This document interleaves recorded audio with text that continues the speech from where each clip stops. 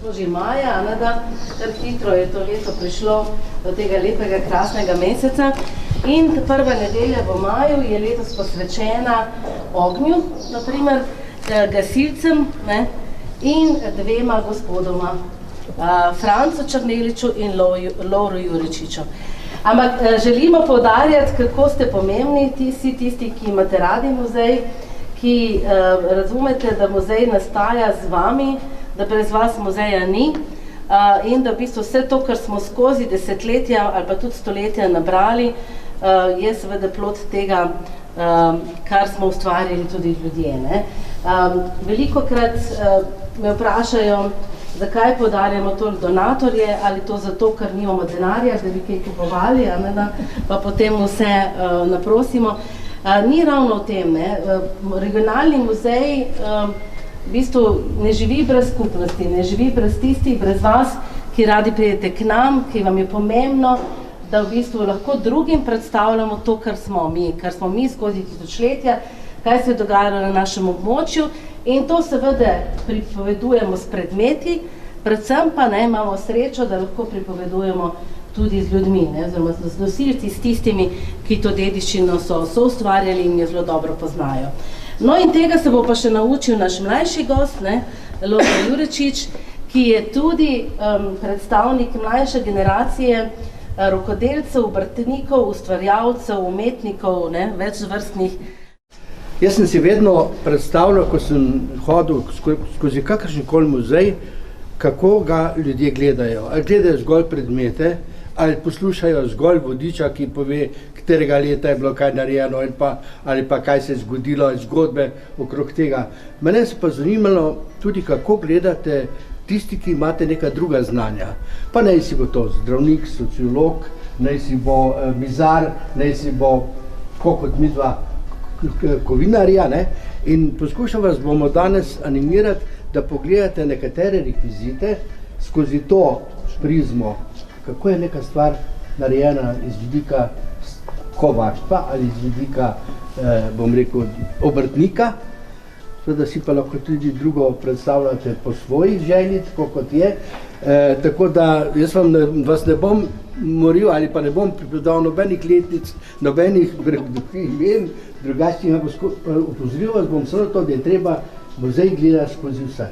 Če tule, kjer smo v tem trenutku, ne, če gledamo samo vezi, navidezno nepomembna zadeva, vendar te vezi so kovane, te vezi niso vlečene, to ni industrijsko narejeno.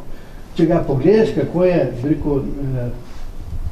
izdelan, je seveda dokaz, da je to bilo delano nekje v davnih časih na roke. Če gledamo tam okenske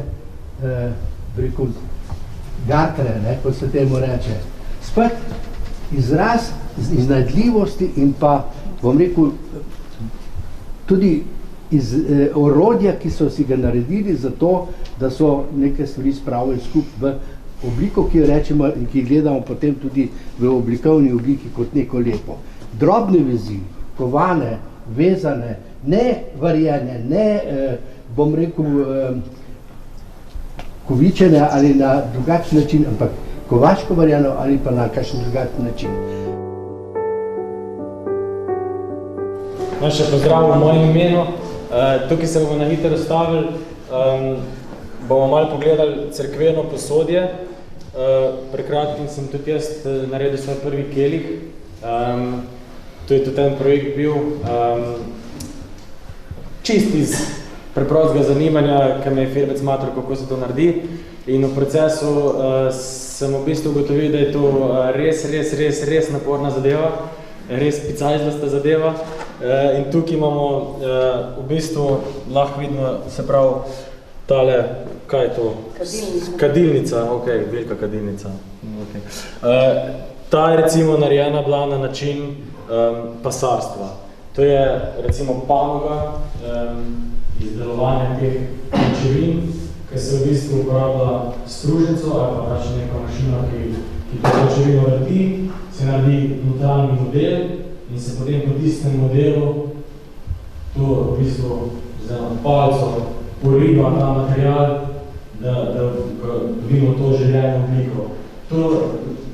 To To, da je ta tehnika, se vidi predvsem zaradi tega, ker je lepe okrogle oblike, ker recimo tale čovniček za kadilo se vidi, da je ročno kovan, oziroma je pa druga panoga, je pa srebro kovaško.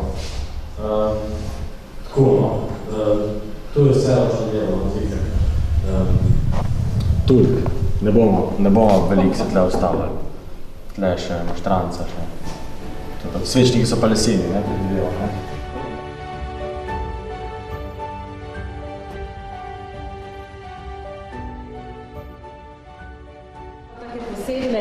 Posebne znake, muzejski donatorji, mogoče ste videli že prejšnjo nedeljo oziroma prejšnjo prvo nedeljo, ki smo preživeli v knjižnici, smo že prvič uporabili ta znak.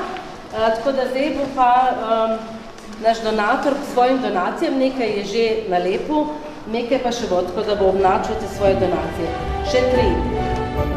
Gre seveda tej gasilski čeladi, ne? Namreč, ko sem hodil po svetu, sem skušal tudi izbrati neke posebnosti, ki se potem najdejo lahko v takem prostoru. Ni šlo za mojo osebno zadevo, to je avstrijska čelada, bil sem na šolanju v Avstriji, pa potem sem dejansko prosil za eno rabljeno, dejansko razbito čelado, tako da je lahko tule prisotna. Kot sem že prej rekel, tule je sicer nova slovenska gasilska čelada, ki ima celjsko zvezdo gor, ampak trg je pač tak, da so boljše nemške, francoske in tako naprej. Malo je zavesti o tem. No, naslednja zadeva je tudi tule, je seveda zelo stara gasilska čelada,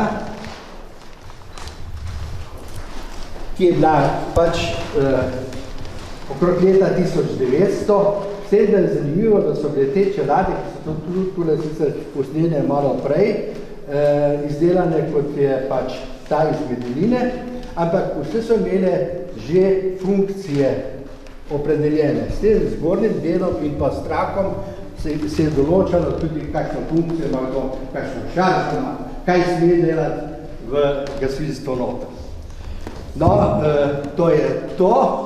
Potem sem seveda tudi v rudniku Cenovo sem izprosil za eno jamsko čelado za svetiško, ker si mi zdelo, da je v muzeju nimajo in sem rekel, nič, prosim vas, tule je še ena taka čelada.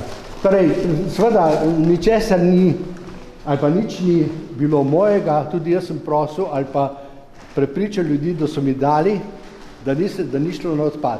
Ogromno stvari, ki bi se moralo nekako ohraniti, vsaj v parih primerkih se je našlo na odpadu. Arheologija je po našem zakonu državna v vsakem primeru, tako da tudi, če kaj najdete, to ni donacija, ker morate v vsakem primeru dati državi in se pravi in regionalnemu muzeju. Ne? Vse, kar najdete pod zemljo ali pa pod vodo in je staro 100 let oziroma strokovnjaki nekako določijo, da gre za dediščino, takoj postane tudi last države in v bistvu takoj tudi mora iti v pristojni muzej. Se pravi, to so pa že malo bolj druge zakomplicirane stvari. Dobro, gremo? Ne, samo malo še. Jaz sem rekel, da vas bom upozoril na nekatere detalje, ki jih običajno spregledamo. Vzemo tole kolo. Ne? To kolo ima en vijakec, ki ga starejši poznate mogoče. Ne? Ta vijak je bil zato, da se ga privil, da se kolo, ko se ga prislonil na steno, ni prevračalo. Sem privil se ga, pa je volan ostal na miru. Če si pozabil to odbiti, si lahko tudi krepko telesno padel. Ampak namen tega vijaka je bil zato, da se je to stabiliziralo. Druga stvar je lučka, ne? Nosilci za lučko. To danes več nihče ne pozna, ne ve, vendar kolesa so imela tudi to.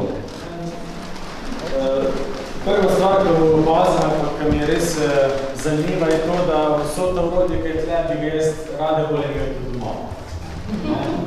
Kar pomeni, da je vsaj pri tej panogi, bom rekel, pri tej obrti, res zanimivo to, da grejo stvari iz roda v rod, pa še naslednji rod, pa še 500 let. Ne. Tudi ta Ankus sicer je že kar dotrajan, ampak jaz bi ga rade bolj imel. No? Tako, je še zmeraj uporaben, sicer tle se vidi, da je par razpok, tukaj je pošvasan, tako, pa tudi ni več raven, kar tudi ni tako svetno naredil dobro. Je pa to Ankus, ki je bil narejen v Avstriji. Zakaj vem? Zato, ker imam jaz isto firmo doma. Isto, prepoznati ga po teh odrbincah tlele. Ker pa tudi niso čisto zaston, so tle tudi delali kakšno udolbinco, če so mogli kakšno, ne vem, pločevino malo zaviti, narediti kakšno posodico, so pol uporabljali tele udolbince. Kar spet pomeni, da je ta nekdo, ki je recimo izdeloval to orodje, to nakovalo, da je res razmišljal pač vse možno, vsak centimeter je bil izkoriščen. Ne? Tudi recimo te stopničke so prav pršle, rok, ta je že sicer malo delan, po navadi je tlele, da je lepo špička, je tak lep rok za oblikovanje podkov. Potem tukaj stopnica, da ni naravno zdolj, da je pod kotom, da res dobiš ostre linije lahko v svojih izdelkih.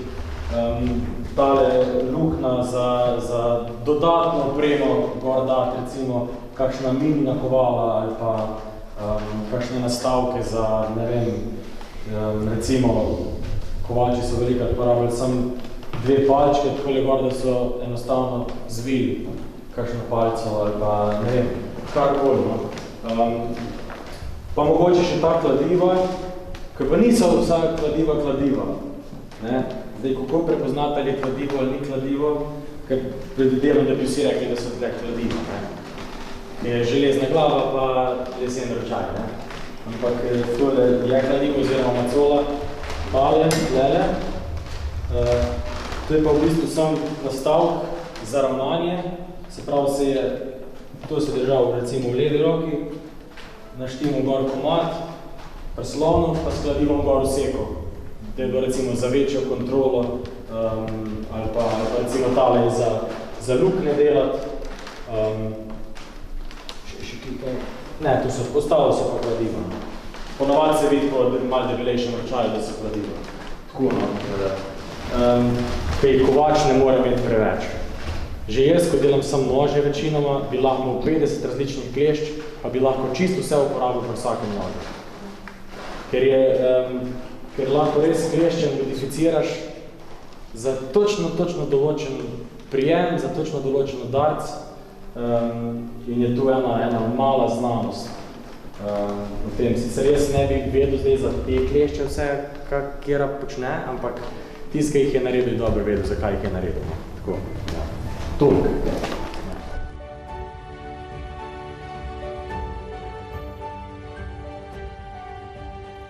Da so spode zelo lepo oblikovane, vejak pravilno oblikovan na ktiri dele. Zanimivo je pa to, da pravzaprav marsikdo ne ve, kako so kovači, bom rekel, spravili šino na leseno kolo. Imeli so en takle krožec, kot pa je cestili za cesto meri, da zelo majhen krožec, približno 12 cm premjera, z eno zarezico, in potem so po tem kolesu šli premeriti, kolikrat se je kolo obrnilo, tisto kolesce, pa označili, koliko je, recimo še če ni bilo na polno, koliko je še ostalo. Potem so na šini z notranji strani na železu, na notranji strani spet enako odmerili, potem so pa odbili, bili so točno preračunano glede na število obratov, koliko centimetrov ali pa koliko milimetrov morajo skrajšati šino, zato da bo zelo tesno prišla na gor. Šina se ni nikoli postavljala hladna na kolo. Vedno so celoti segreli, zato ker pri segrevanju se razteznilo jeklo in je potem šina bila gor, takoj, ko je bila torej vroča, skoraj temno rdeča, ni bila svetlo rdeča, temno rdeča, približno moralo v celoti, ko so jo dali gor, se je moralo takoj korito, tako kot je tam noter z vodo, ohladiti in se je to stisnilo, tako da ni bilo treba nobenih vijakov, nobenih stvari in taka šina je držala, rekel, neverjetno dolgo. Ne? Tole je sicer vse v redu, tale je preveč industrijski, tole je malce preveč industrijsko, ampak tole pa je v redu, ker se vidi, da je tudi kovano. Tudi te stvari so bile kovane. Šine, seveda, so bile vse dejansko kovaško varjene, to sicer ne vidim, ne, ampak pri repliki seveda je včasih tudi to, da pač nekatere stvari naredijo, tudi zakrijejo, pa naredijo pač po domače zavarjeno. Prva stvar, kar bi izpostavil, je to, da je razlika med železom pa jeklom. To je treba vedeti, sicer je 1% materijala razlike, ampak je pa materiali pa se obnaša zelo, zelo drugače. Železo je se prav, če gledamo kemijsko, je Fe, ne? Železo, to najbolj spoznate še iz kemije. Jeklo je pa železo plus recimo do 1% oglika. In oglik naredi to, da je potem to železo trše, bolj žilavo, dlje časa drži ostrino, recimo, če se pogovarjamo o nožih ali pa sulicah. In ko so ljudje to pogruntali, so šla ta vsa orodja in orožja na čist neko novo raven. Recimo, če bi nož naredili iz železa, iz navadnega železa, bi sicer lahko naredili ostrino, bi isto bril dlake, bi se isto fajn urezali, če bi falili čebulo pa zadeli prst, ne? Ampak bi tak nož držal ostrino kakšen dan ali pa dva. Jeklo, ki je pa toliko trše zaradi oglika, pa omogoča, da pol to orodje oziroma orožje oziroma nož, karkoli, drži obliko, pa drži ostrino veliko dlje časa. Zdaj, tlele je recimo ful zanimivo to, ker se vidi, včasih niso imeli profesionalnih rafinerij pa oziroma teh, kako se reče, za železo pridobivati profesionalnih železarjev, tako teh plavžen tega. In je bilo železo v dokaj nečisti obliki. Ne? To se tle, recimo tukaj se ene par kosov je, ker se res fino vidi, ker je, se pravi, ker je bilo to pod zemljo, je pač pršta kislina in je lahko med te napake, razpoke, komot razjedala in je to bolj železo res tako razžrto, kakor da bi bila, ne vem, res nimaš občutka, da ima neko moč ali pa neko trdoto. In potem, kasneje, recimo, Japonci so znani potem, da oni so kar hiter začeli to lepo ločiti pa pridobivati res čisto železo, pa potem čisto jeklo, kar je pač pomenilo, zato so pa te katane tudi znane, recimo. Ne? Katane najbolj vsi tudi znane.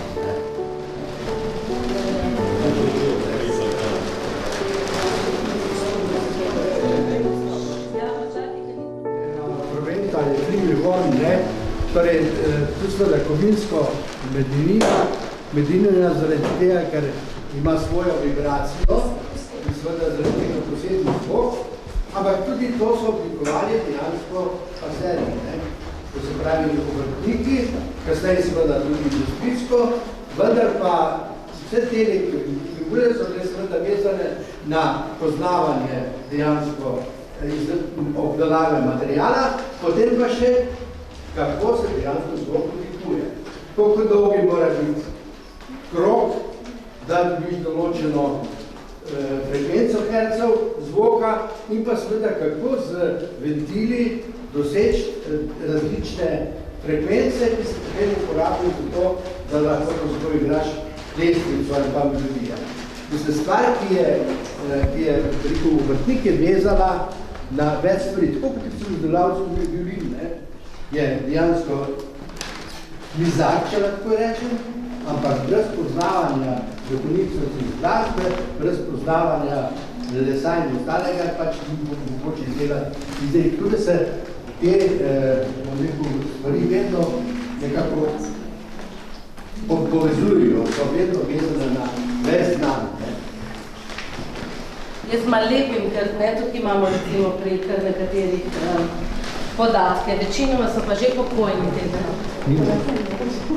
Na klop se da lahko sedete, to je od naše bolj osebno.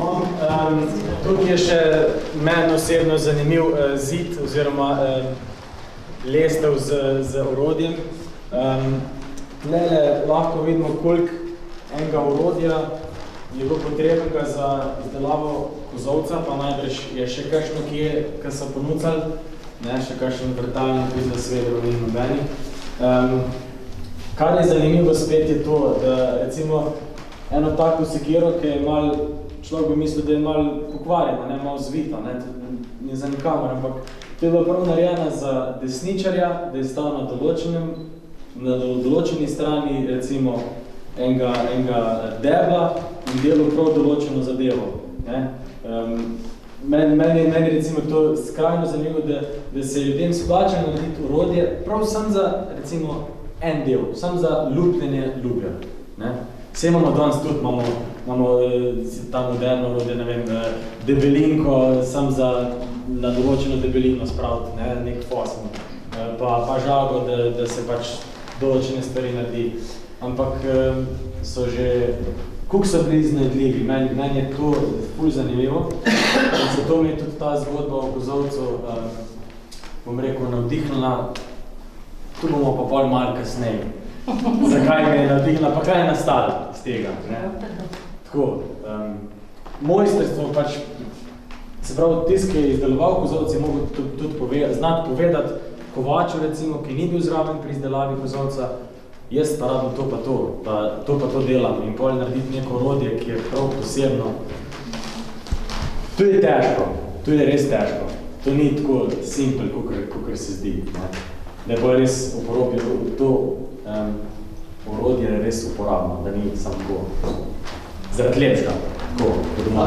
Dejansko si morate predstavljati, da je to narejeno iz enega kosa, z ene klade, potem kovano ven, vključno z tem delom in pa z župco in tem. Ni kovačko varjeno, ni, bom rekel, ampak iz enega kosa, izkovano vse kompletno ven.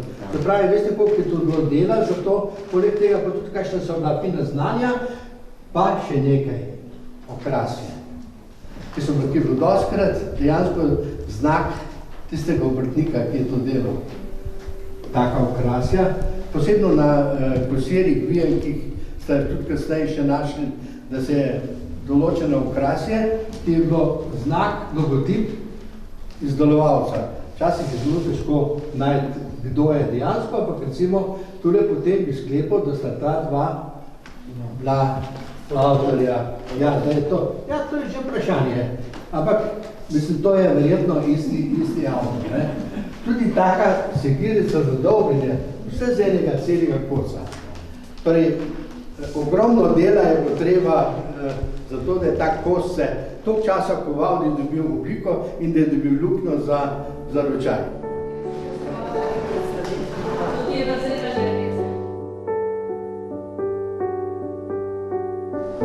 Spoštovani gostovalci, kot vidite, dejansko spustimo določene stvari za druge, za tisti, ki bodo strokovnjaki na področju lesarstva ali na področju šivilstva, tako da gremo kar direktno čez.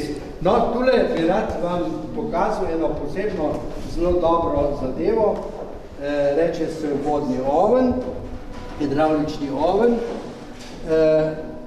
Že v prestarih časih so to uporabljali in sicer za dvig vode, torej če je jakar naredil. Tole cev je prihajala večja količina vode, pa z višine, recimo, ne vem, koliko je na razpolago bilo od Studenca navzdol, recimo 10 metrov ali 15 metrov.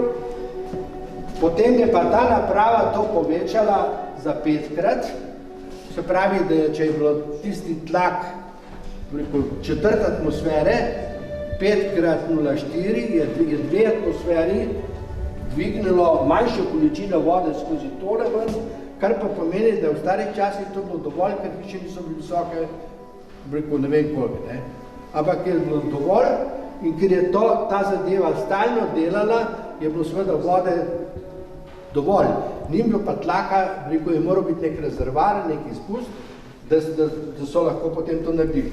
Zadeva je pa delala tako, da je delala klik, klik, klik, klik. Za vodo je nabilo, tale ventil je zaprl, ker je zagon vode imel nek učinek, je tule v tej posodi, ki je zrak, se je nabila ta voda, ventil se torej odprl, tale spodnji, je ta zrak pritisnil vodo naprej. To je se delal, ni bilo od konstantnega, ampak zelo zanimiva zadeva. So pa delali tudi za več kot 10 atmosfer tlaka. Seveda so morali biti, pa vedno je bilo razmerje, torej če je bila ta višina vode izvira večja, je tudi večji tlak dosegel. Se pravi, pri tem je bil faktor 5. Te cevi vstopne, te črpalke so bile različno veliko velike in če je bilo tukaj recimo, ne vem, premjera 200, je bilo tudi potem količina vode z tlakom 5-krat večji gor. Zelo zanimiva zadeva, stara, ampak to so že Egipčani imeli začete, so imeli sicer na nelito železne, kasneje so potem to tudi, ampak zelo veliko, meni se zdi, da je zelo pomemben eksponat na področju vodovoda, če ga. Zgodovinarke Vlaste Deja, tole štirno, oziroma tole, kako se reče prav, ročna črpalka in pa od Andrejnega očeta, Andreja Matijovski pa si tam, ja. Od očeta, od Jožeta, pa ta umivalnik Hans Dirambek, ki je bil resnično pri vsaki hiši, ne. In seveda jaz verjamem, da bo gospod Omerzet tudi prišel si nalepko naštimati.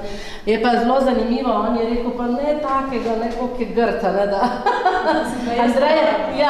Andreja ga je mogla prepričevati, ne, ampak seveda ni grt, ne, vidi se, koliko časa je bil v uporabi in tudi smo hvaležni očetu, se je pa težko tega ločil, ne, ker ga je še uporabljal, ne da. Je pa področje glasbe sicer, ne, področje Slovenije na sam brigade, tule na tem poješevalcu, ki vsega skrb 15 vatov. Zdaj brez 400-500 vatov ne gre. 15 vatov, ampak na tem noter sem jaz izrazljal izledinjenje simbol gadov, torej gad, dve trte pa grost noter, to je dejansko moje delo. No, poleg tega sem tudi podaril... Če ti boš ga lepo, no. Aha, kam? Tudi gada, da bo lepo.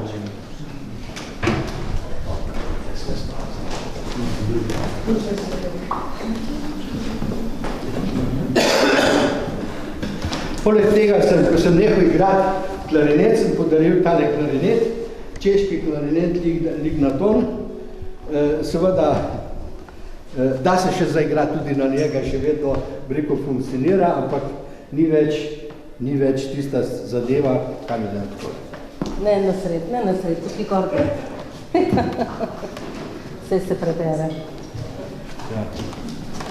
Ker na koncu tudi take stvari, ko jih več ne uporabljate, pa imate doma, pa so vredne nekega spomina zgodovinska, podarite muzej. Ne vrzite na odpad, ampak podarite muzej.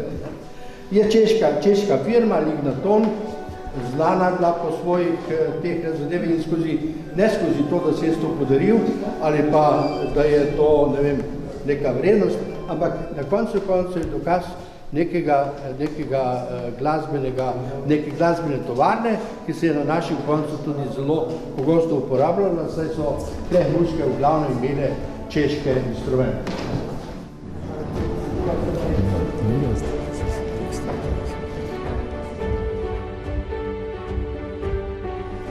Prostor, v katerem pravzaprav boste rekli, da ni nič kovinskega, ne? Ampak jaz se sprašujem, ali ni tale slikar uporabljal čopiče, ki so imeli stisk žime zaradi oblikovanja na nek način. Za okroglo vem, da so špagico povijali. Če so pa hoteli ploščato dobiti, je morala biti pa neka kovina. Najbrž je tudi, sicer sem poskušal ugotoviti tole, ali ni, ampak vendarle, gledajte, kovina zelo pomembna za to, da se lahko neka stvar tudi oblikuje preko ustrezen način. Ja, gremo v puntarijo si. Ja. Puntarija, to se sad to postavljeno. Tudi v tem prostoru je tudi sicer gor instrument in naprej je nekaj kovinskega, ne? Ampak predvsem, ali je slikar imel tudi kaj takega, ne v takih obliki, ampak ali kaj takega. Tale oklep, ki mogoče ni recimo najbolj umetelno narejen, predvidevam, da po činih so imeli tudi dodatne zlate okraske, pa ne vem kakšne vezenine iz kovine in tako naprej in tako naprej. Ampak mogoče tle iz vidika obrtnika, ki je to delo, recimo, kaj je funkcija oklepa? Ne? Se pravi, varovati človeka, ki je v oklepu, omogočati mu neko mobilnost, nek pregled nad vojno oziroma nad vojskovanjem, pa da pač to ni bilo glih 100 kil na njem, da ni mogel dolg premikati. Ne? In ponavadi se te stvari izključujejo. Ne? Če bi našteli tlele, koliko je tu enih različnih kosov, v smislu različnih kovic, pa čist različnih kosov tako, ne, sestavljenih za stopala, da se je lahko odmijamo zdaj v snjene šune, pa se pač, ko gre noga, tako gre čevelj, ne, je pač simpel. Ne. Tukaj pa, če si hotel zagotoviti varnost, mislim, a se vam zdi to udobno. Ne gled, ne. In je spet tlele, se pravi, koliko je bilo to pomembno, se pravi, cela vojska, recimo, da je imela isti, ne, vsi pešaki, ne vem, Nemčije so imeli isto vrsto oklepa, ne. In kaj je to zdaj pomenilo za vojskovanje? Se pravi, so mogli oni prilagoditi dejansko temu oklepu način vojskovanja. Oni niso mogli delati blitzkriega, recimo, ne, da so pač tekli po tistem polju, ampak je bilo dejansko treba vojskovanje prilagoditi dejanskemu oklepu, ne, kar je ti res da misliti, koliko je pomemben zdaj tist kovač, kar naenkrat, ki je naredil ta oklep. Zdaj, če je imela kakšna, se pravi, kaj je to država ali kralj, tako kovačnico, ki je naredil isto trden oklep, pa da je bil 20 kg lažji. Predstavljajte si, kaj recimo to pomeni za vojskovanje. Tista vojska je bila veliko hitrejša, veliko bolj okretnejša, ne vem, veliko kasneje so se zmatrali, v glavnem, na prvi pogled si misliš, da je, ne vem, sam Napoleon zmagoval vojne, ne? Ampak so tudi kovači, ki so pripravili orodje, orožje in oklepe, so bili v bistvu skoraj še bolj pomemben del, ne? Da recimo o orožjih, ki so jih uporabljali, sploh ne začenjamo, ker to je pa spet ena znanost, ne? Ne vem, če primerjamo zdaj, če bi se srečali Japonci, pa naš, ne vem, nemški srednji vek, Japonci imajo to njihovo katano, ki je pač lahka, okretna, ostra, se proti temu niti ne bi mogla nič narediti, ne, recimo. Nemci so zato proti takim oklepom so uporabljali dvometrske meče, ne, ki v bistvu ni razrezal človeka, ni bilo važno, da je oster meč. To je bilo važno, da je v bistvu zdrobil človeka noter skupaj z oklepom, ne. In to je bil v bistvu en zamah, če si zadev, če si falil, so pa tebe zadeli, ne. Tako, mislim, je skozi oči obrtnika res, so bili najbrž to konkretni sestanki, kakšne meče bojo imeli, kakšno orodje, kakšne oklepe bojo imeli, poznamo pa itak milijon verzij, ne.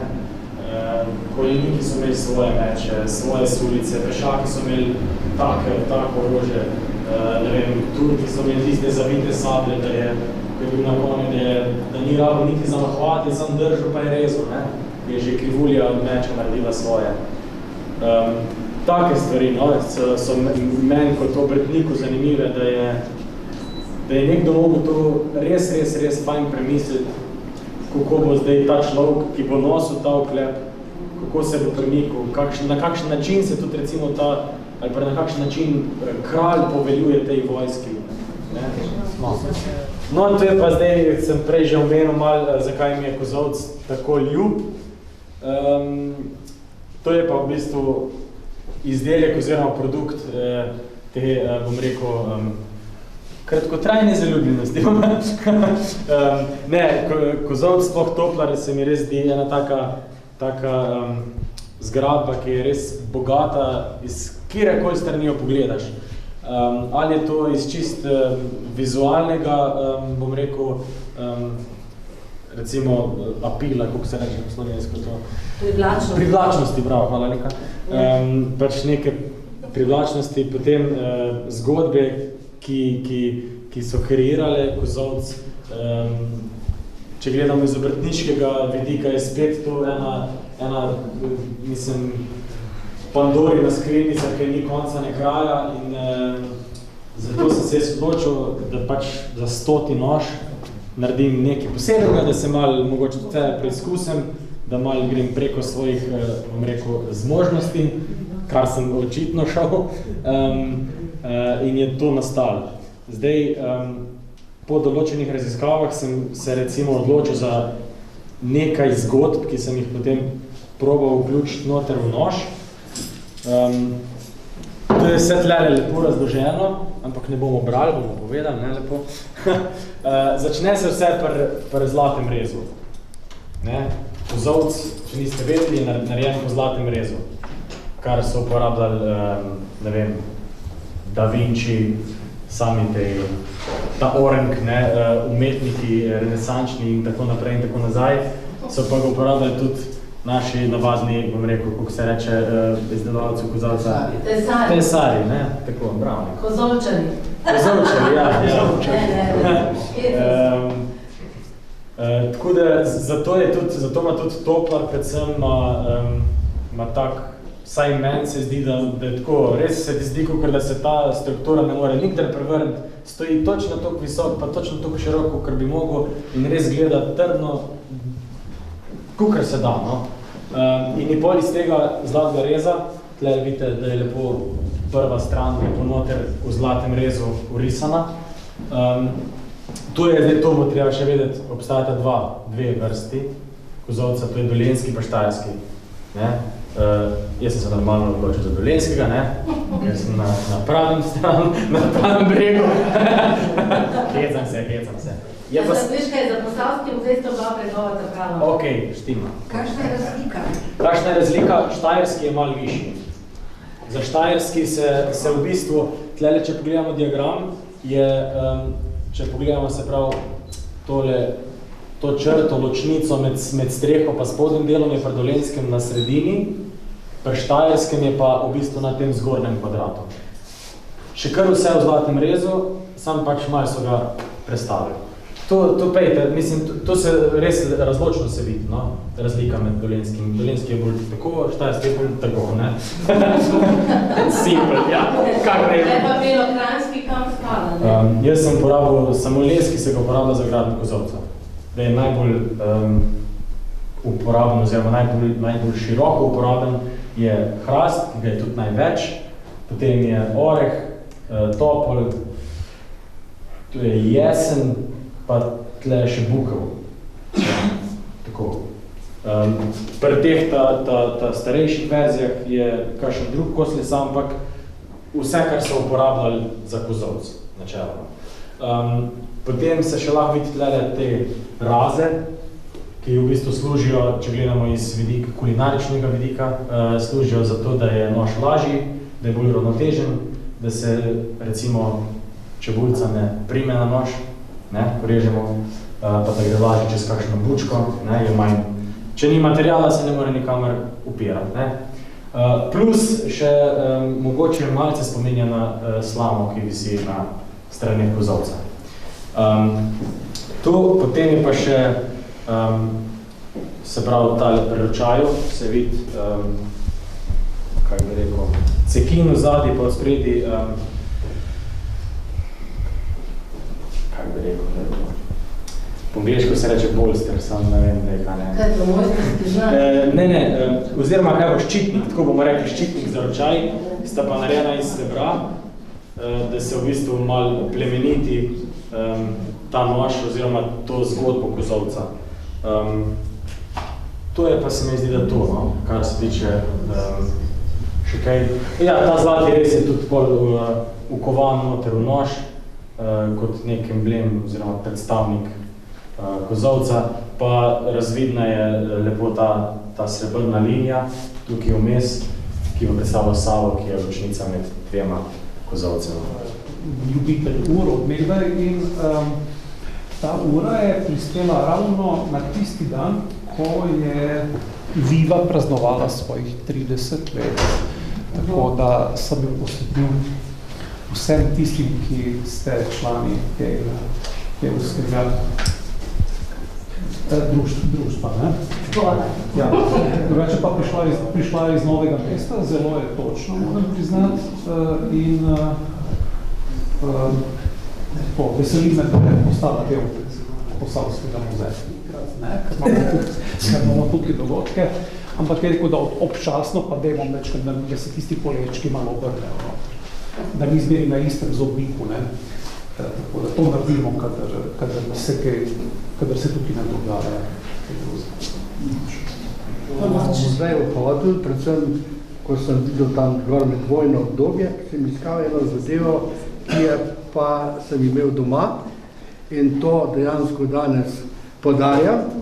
To je v bistvu kanta za gorivo iz leta 1944, narejena v Nemčiji, ne, rekel švabski zadevi, je pa od Wehrmachta.